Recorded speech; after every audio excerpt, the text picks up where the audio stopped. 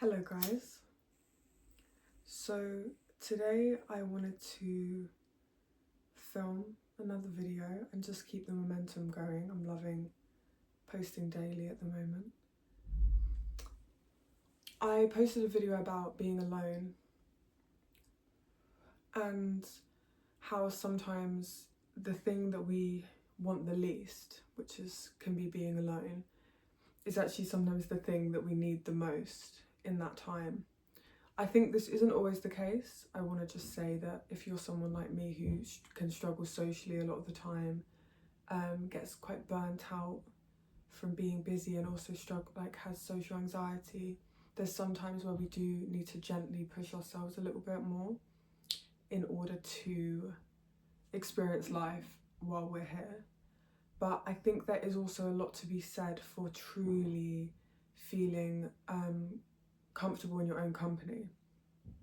Now, this is such a big topic and I'm sure I'll make a lot more videos on this, but I think there might be a little bit of a difference between enjoying your own company when you've got lots of things to do, like jobs around the house or work or creative things that you're doing, and then enjoying your own company as in literally there's nothing, you're not listening to any music, you're not reading, you're not looking at anything, you're sitting alone in silence. Now, this I can find a lot more difficult, and I'm someone who often keeps something in the background. Even if it's not massively stimulating, I keep maybe harp music or some sort of instrumental music in the background, or music with lyrics, or even sometimes a video muted on my laptop over there, so that while I'm sitting or doing whatever I'm doing, it feels like there's some other energy with me, because sometimes the thought of it just being me can be overwhelming. And I kind of wanted to dive into what that could be and what the reason behind that could be, because I touched on in a different video about how as humans we obviously really crave connection, for healing, for safety, for comfort, and it's a very natural thing that we don't have to shame ourselves for. Like, if we crave connection, we don't have to shame ourselves for that. This is more in regards to the time where you are really supposed to be alone. I could say, say you're single or in a long distance relationship, so you go to bed, obviously there's not just going to be some random there, like that'd be a bit weird. And when you're falling asleep, usually in silence, those are times where you are supposed to be alone with just you and your thoughts. And even if there is someone else there, once they're asleep, as much as the comfort of them being there is lovely, you are still in essence alone with your own thoughts, if you're the only one awake. So this is definitely not a, oh my goodness, I have the answers for you of how to solve this. This is more me trying to figure out what it is that can make me so afraid of that silence and that alone time, because I for sure get this deep fear sometimes set in. For example, I could have a really good start to my day. So I get up, I do my breathing, I have my CBD oil, I'll make my tea, I'll do my stretches, I do all the things, have my protein shake, and start the day off really positive. And that's on a good day, a day where I'm like, okay, cool, let's do it, let's push myself a little bit.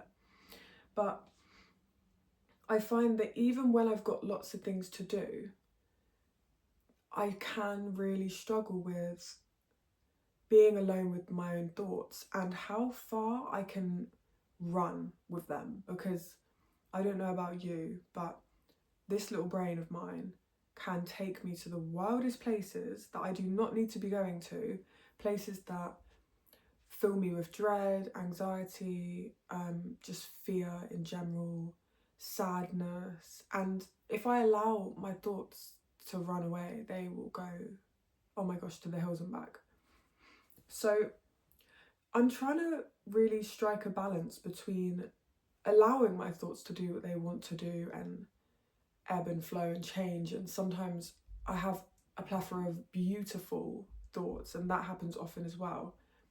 But I more want to focus in this video on kind of finding a way to work on the fear element that can come with the thoughts, because the reality is the thoughts are just thoughts, and the way I like to see it, it's not the way I always practically handle it, but the way I like to see it is I am the sky, and you would have probably heard this before. I am the sky and my thoughts are clouds. So I am the environment, should we say, that the thoughts can pass over. And another way to put it is like, I am the mirror, and the thoughts are just sometimes dirt on the mirror, but you can clean the dirt away, and the mirror will not have been changed, because at its essence it can't be tainted, it can't be almost dirtied by thoughts. It's its own thing. So even though logically I see it as in, I'm the mirror, I'm the sky, I am not the thoughts and the fear and the anxiety and the depression, I'm the awareness that is aware of those things and experiences those things. In the moment, that's something that you really do have to practice. It's a muscle. I see it as in going to the gym, and it's mental gym is a lot more difficult than physical gym, I think. And also, while saying that, I don't want to even, really I shouldn't have said that, because I don't want to even, I think things are as hard as we make them, to be honest, and I have been in the habit of making it extremely difficult. So this could also be an incredibly easy process for you if you let it and don't overcomplicate it, because the reality is, as much as it doesn't seem like we're in control of our minds, because a lot of us are in the habit of just letting it run and run and run and run, we actually are. And even when I say those words, there is a part of me, like my subconscious or whatever it is, that doesn't believe what I'm saying. Logically, I know it to be true. Scientifically, with all the books I read and I know it to be true. But there's this part of me that really resists that sentiment of like, we are in control of our thoughts. Because when I'm here spiraling, or wherever I am spiraling, feeling awful, feeling my absolute worst, it's hard to believe that I'm in control of those thoughts. But the thing is I think we attach to things that are familiar, and what we repeatedly worry about and think about and put on our mind and consume, our subconscious really does believe that to be true. So how do we really get to the rewiring of that subconscious, and how do we really get to a space where because it's not going to be a click your fingers thing and it's all done. It's a practice, and that's something to go into this work very aware of, that we're not just going to snap our fingers and all of a sudden it's done.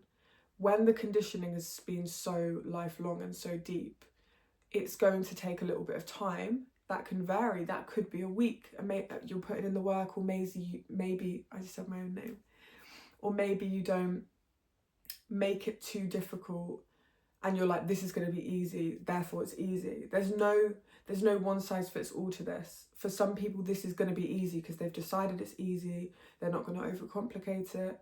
If you're someone like me who it runs really deep, and these are literally lifelong deep patterns that you've been in, this work can be a lot more slow. It can seem like we regress at times. It can seem like we're not getting anywhere at times. But I think even though in the moment and a week passes and a month passes, you can feel like you've not made any progress. When you actually zoom out in a year, in 2 years, you're going to be gobsmacked with the amount of change that has come into fruition.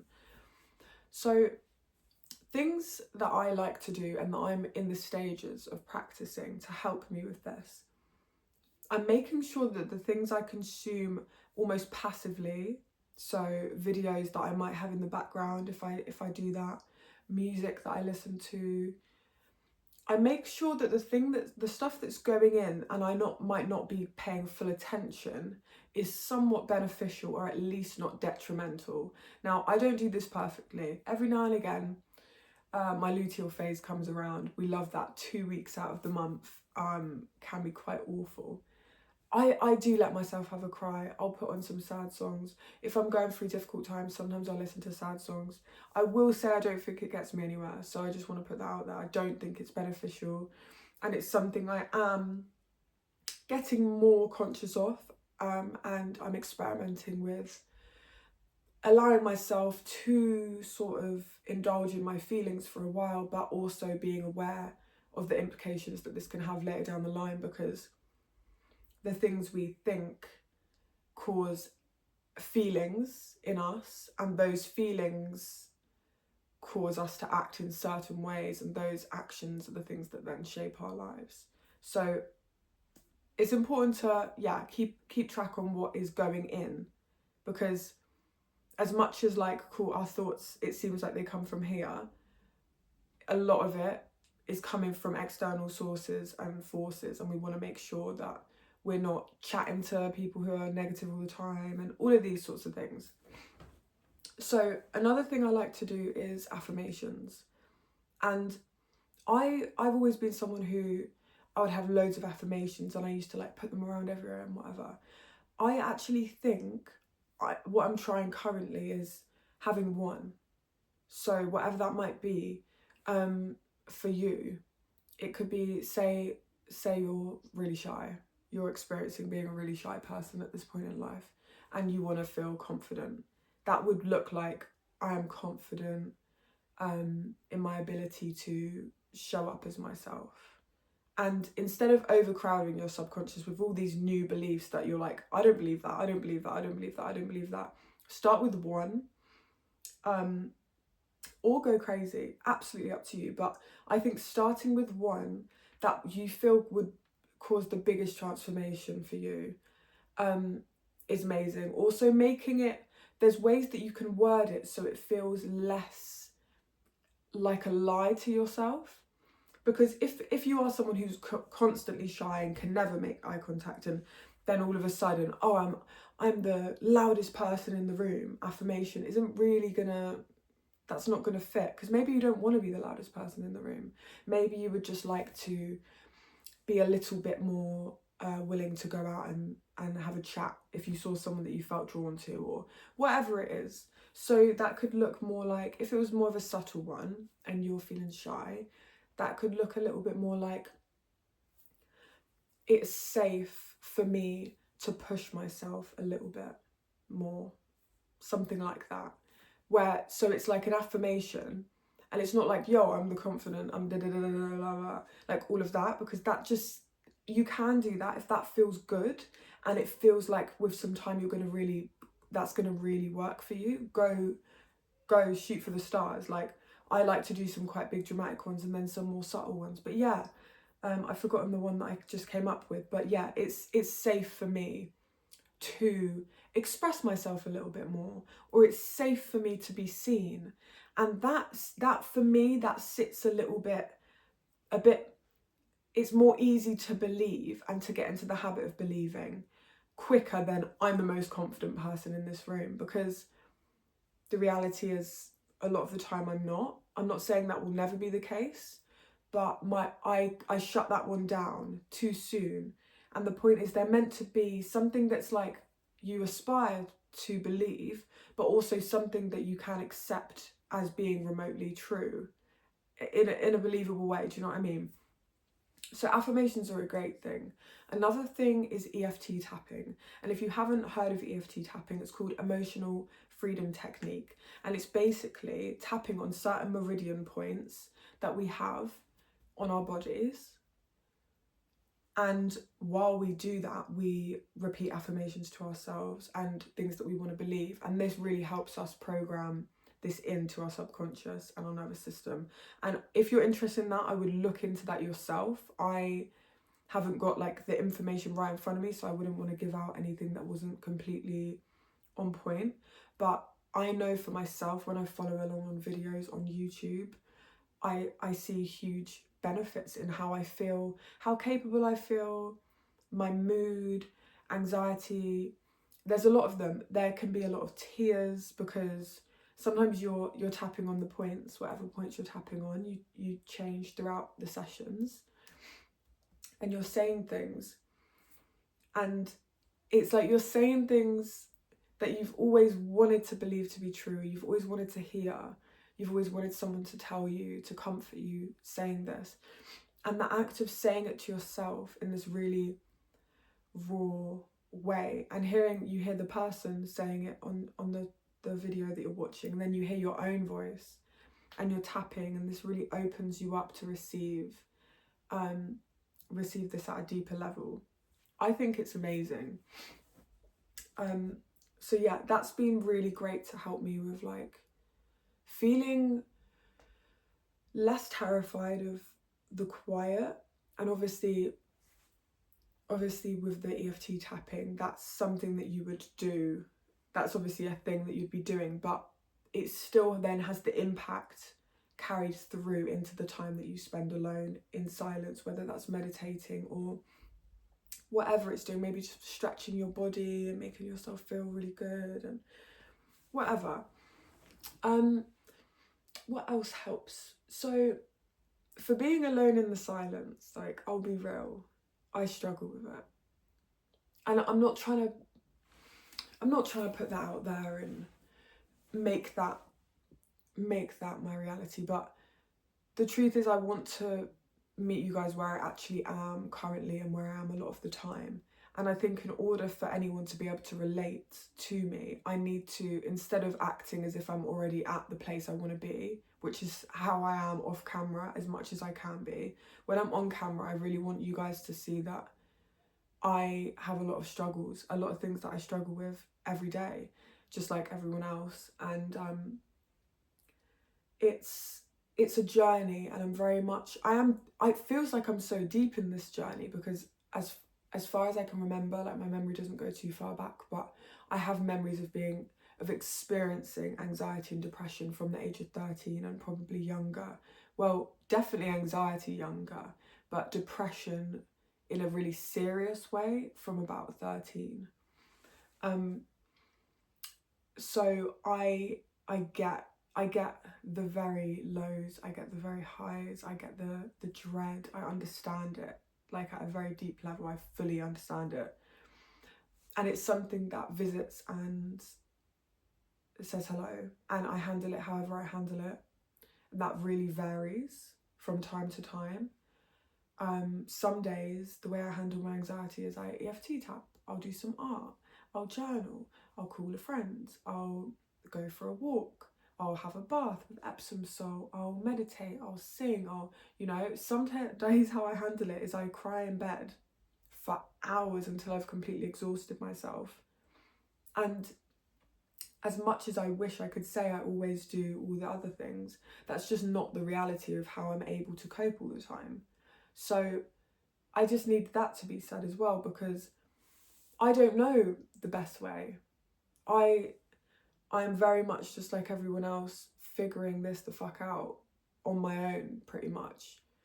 But yeah, something else I like to do, and this might not be for everyone, but I really like to open up space for like help from forces, from ascended masters, from spirits, from guides, God, the universe. Like, I really like to ask a question, just like, can you just give me some information on what I should do regarding this, or whatever it may be, the question that I have.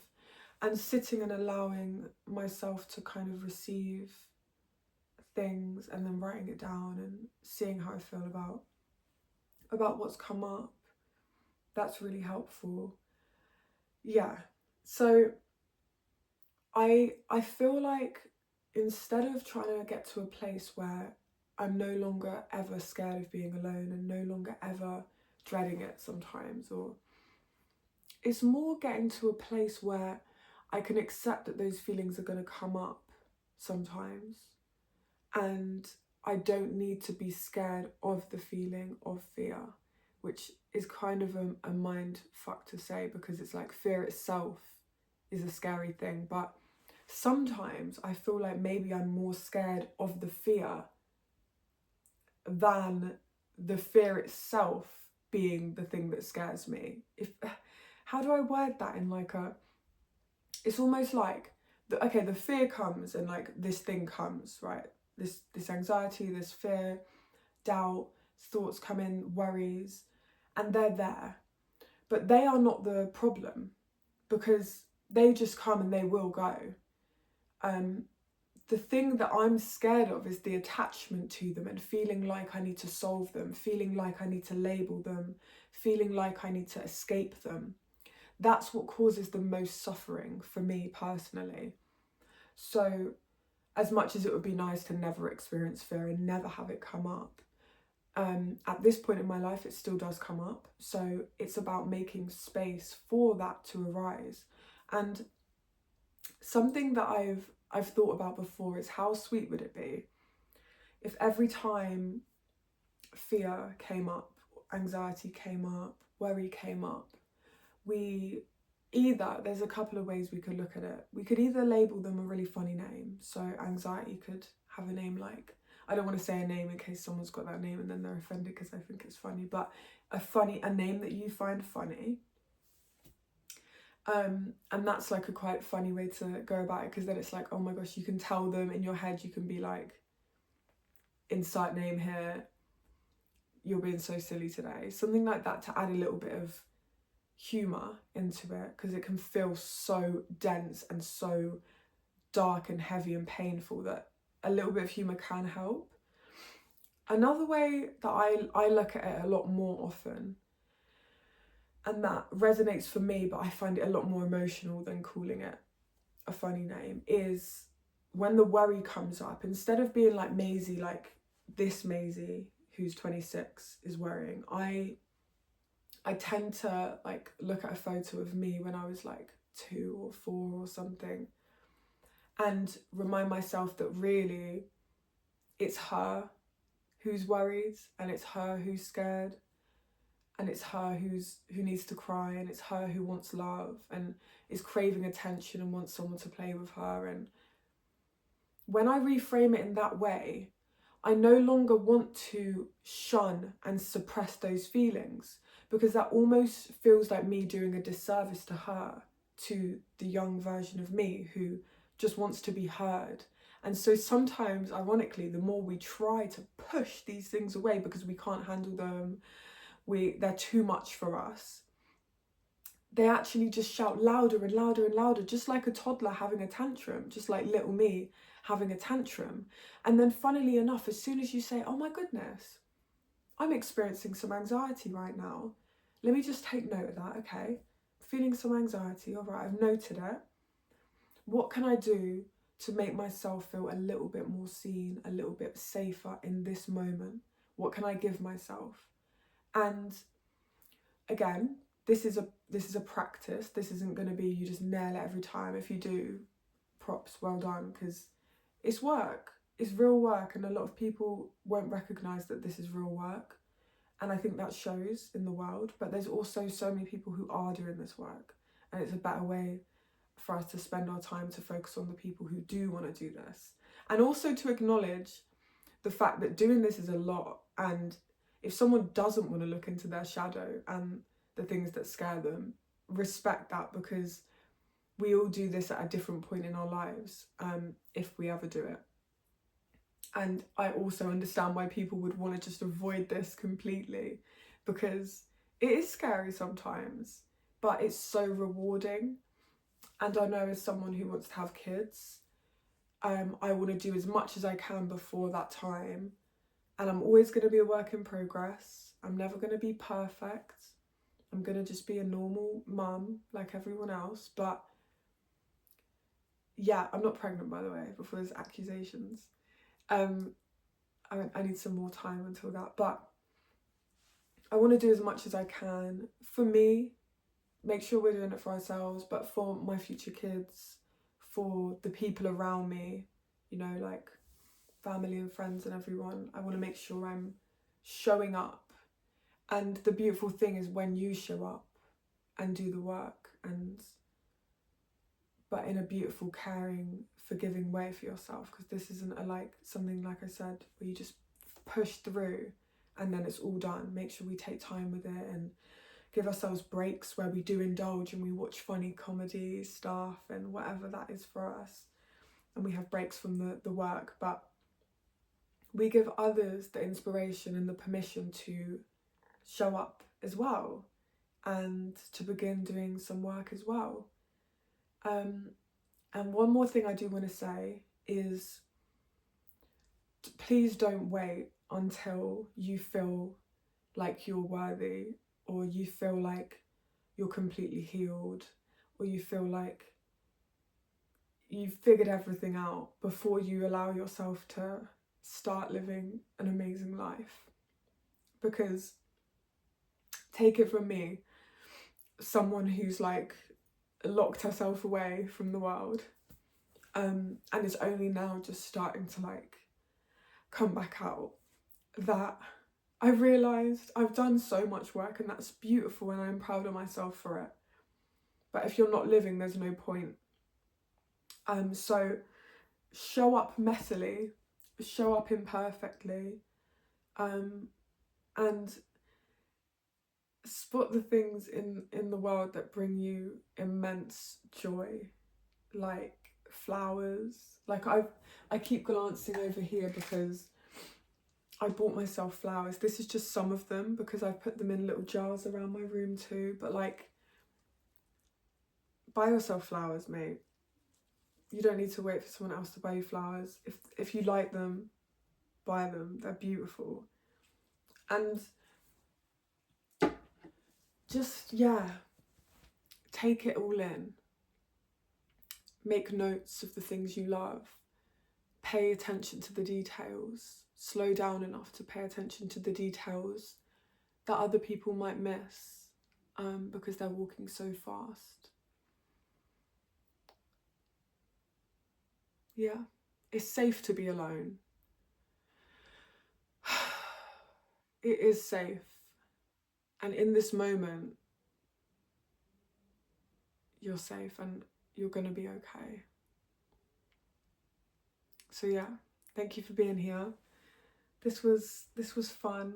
I love recording videos now. I'm in such a like flow with it, and just showing up, not knowing what I'm going to exactly talk about, just showing up for myself because it makes me feel good to be able to express myself and chat, but also for people who've commented. Like, someone commented on my video saying they liked my other one about being alone, so I've made another one and I'm going to post this now. So yeah, look after yourself, treat yourself like you're precious, because you are, okay? Like, you're so precious and you should start acting like that, okay? Love you, bye.